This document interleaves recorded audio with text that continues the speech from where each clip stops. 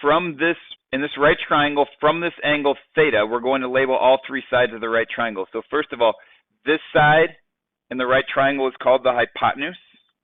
It's always on the opposite side of the right angle. It's always the biggest side of the right triangle. So this is the hypotenuse. Next, on the other side of the triangle, not touching this angle at all, but all the way over here, we're going to call this one the opposite. And then the third side is the other leg. We're going to call this one the adjacent. Adjacent angles are angles that are right next to each other. Adjacent sides are right next to each other as well.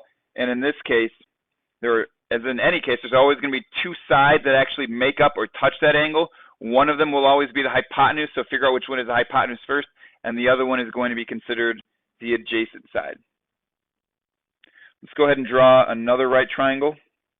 Have it face a slightly different direction, and we'll put our angle at the top. We'll call it angle theta again, just to get used to that notation. So the name of this angle at the top is theta. It could be called angle 1, angle 2, angle 3, angle A, whatever. We're just calling it angle theta. From this angle, we want to label the three sides as opposite, adjacent, and hypotenuse. The easiest one to classify is the hypotenuse. Across from the right angle, the biggest side, this is our hypotenuse this time. Then the next one we're generally going to look at is where is the opposite. The opposite is the one on the other side. So from where our angle is at, go all the way to the other side, the side that does not touch the angle at all. This is going to be our opposite. And then lastly, the adjacent side is the one that touches the angle that is not the hypotenuse. In this packet, we have another right triangle. This is our angle theta. Relative to angle theta, we're supposed to answer these questions. What is the length of the opposite? What is the length of the hypotenuse? And then we put it into a fraction. Again, this is the reason why we're doing it as a fraction now, is because it's going to build into trigonometry ratios we're looking at. But from this angle theta, x is the opposite, y is the adjacent, z is the hypotenuse, and then all of those different values are helping us to figure out what these different ratios are in that problem. So now we're going to go down to this example number 1. Here is our angle theta. From that angle theta, we're going to label what all these sides are. So let's start with y. Here is the y. Are we going to call that one the opposite, the adjacent, or the hypotenuse? See, it's across from the right angle, so I'll call it the hypotenuse. The next one that we're going to look at is x. X is on the other side of the triangle, so that is going to be our opposite. And then lastly, side z is touching the angle. It's not the hypotenuse, so we would call that one the adjacent. I'm going to try to fill in these fractions. The opposite is x, the hypotenuse is y, so opposite over hypotenuse is x over y. Whatever the length of x is divided by the length of y. Next one, adjacent over hypotenuse. See, my adjacent is z, hypotenuse is y, so it's z over y. The last one we're asked for here is opposite over adjacent. So I want to put the opposite up in the numerator and the adjacent down in the denominator. That would be x over z. Now go ahead and try problem number 2. So in problem number 2, I see that z is the opposite, y is the hypotenuse, and x is the adjacent. So my opposite of z divided by my hypotenuse of y is the first fraction. Number 2 says adjacent over hypotenuse, so adjacent of x divided by hypotenuse of y. Last one, opposite over adjacent, opposite of z divided by the adjacent of x. Let's go down to problem number 3. From that angle theta, we're trying to find out these different ratios. The opposite from theta is z. The hypotenuse is x, so we have z over x. Next one is adjacent over hypotenuse. Adjacent is y. Hypotenuse is x. And lastly, opposite over adjacent. Opposite is z over adjacent of y. We have a 45, 45, 90 triangle, leg of 3, which means the hypotenuse is 3 root 2. And then in part B, it says, in relation to the 45-degree angle, which is up here, what is the opposite divided by the hypotenuse? So from that angle, 3 is the opposite. 3 root 2 is the hypotenuse. So we have 3 over 3 root 2. Divide those both by 3. And then since we can't have a square root in the denominator, multiply numerator and denominator both by root 2 to get that answer. The second one, from the 45-degree angle, we have an adjacent of 3 divided by a hypotenuse of 3 root 2. So that's how we got to that part. Divide by 3 again and rationalize it. And then in the last one, we want, from the 45-degree angle, we want the opposite of 3 divided by the adjacent of 3, and that comes out to 1.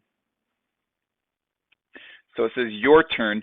What we're going to do here is draw another 45, 45, 90 triangle. Try to draw it accurately because those two legs need to be congruent to each other. And we can put any length we want to. We could say we want the hypotenuse to be something. We could say we want the leg to be something. I would say it's probably going to be simpler to put a number in for the leg. Choose any number you want. We'll go with 5. You could put 6, 7, 9, whatever you want. Don't feel like you have to change your number to mine. But if this length is 5, then that means that this bottom length is 5 also. And the hypotenuse is 5 root 2. So it is a 45, 45, 90 triangle. I have to make sure I label it that. And then we want to figure out these ratios at the bottom relative to that 45-degree angle. So I'll give you a chance to try to evaluate those and then simplify them like we did on the previous ones. Relative to that 45-degree angle, we have an opposite of 5, hypotenuse of 5 root 2. And like before, those 5s are going to cancel each other out.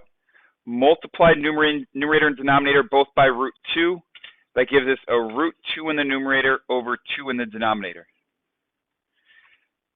Next one, adjacent over hypotenuse, is the same thing, starting off as 5 over 5 root 2. So then it will also simplify to root 2 over 2. Last one, opposite of 5 divided by adjacent of 5. We want to simplify that. It comes out to 1. Let's turn the page. On the next page, we have the same general idea, but in this one, we're working with a 30, 60, 90 triangle. Short leg to hypotenuse, we have a 2-to-1 ratio. Short leg to long leg, we have a root 3-to-1 ratio. And they did the same kind of thing with opposite over hypotenuse and so forth, filling in those numbers. We're going to skip the big explanation this time and go to the part where it says your turn. Draw your own 30, 60, 90 triangle.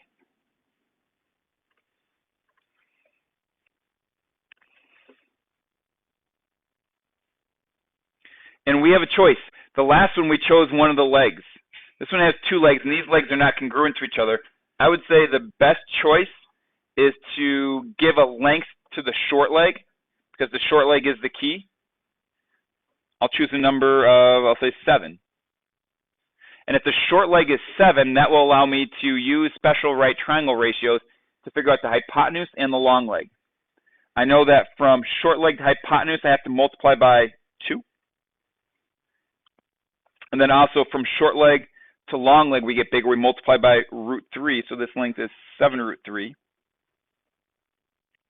Now part B, relative to the 30-degree angle. So I told you that the 60-degree angle is up here. Here is our 30-degree angle. So we want to use this as our reference angle. And from there, find the opposite over hypotenuse, adjacent over hypotenuse, and opposite over adjacent. I'll give you time to work on that. From this 30-degree angle, the opposite is 7. The hypotenuse is 14. Again, it's coming from this angle, the 30-degree angle. And then we can divide those both by 7 to get 1/2. For the second one, the adjacent is 7 root 3. The hypotenuse is 14. Once again, I can divide those both by 7. We have root 3 over 2. And it is okay to have that squared up in the numerator, so our answer is root 3 over 2. Last one, opposite over adjacent. The opposite is 7. The adjacent is 7 root 3. So we can divide those both by 7. We have 1 over root 3. I can't have that square root in the denominator, so multiply numerator and denominator both by root 3. That makes the denominator come out to just a regular old 3. The numerator is square root of 3, which is okay. There is our answer for the opposite over adjacent.